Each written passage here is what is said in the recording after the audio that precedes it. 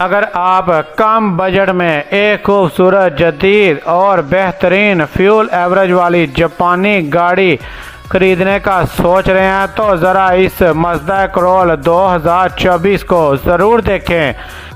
ये गाड़ी हाल ही में जापान से पाकिस्तान इंपोर्ट हुई है और अपने कॉम्पैक्ट साइज़, आरामदायक ड्राइविंग और जदीद फीचर्स की वजह से काफ़ी पसंद की जा रही है।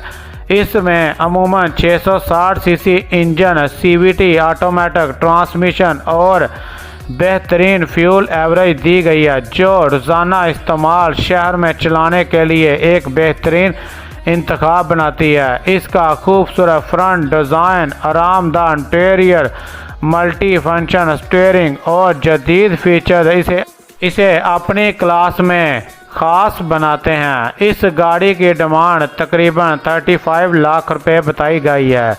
क्या ये कीमत मुनासिब है? अपनी राय ज़रूर कमेंट बॉक्स में दें। अगर आप इस मज़दा करोल को मुकम्मल walk around, interior, tyres, dashboard, company की हिस्ट्री, गाड़ी की हिस्ट्री और तमाम अहम मालूमात देखना चाहते हैं तो पूरी वीडियो का लिंक डिस्क्रिप्शन में मौजूद है, वहां जाकर मुकम्मल वीडियो ज़रूर देखें और अयान राइडर को सब्सक्राइब करना मत भूलिएगा।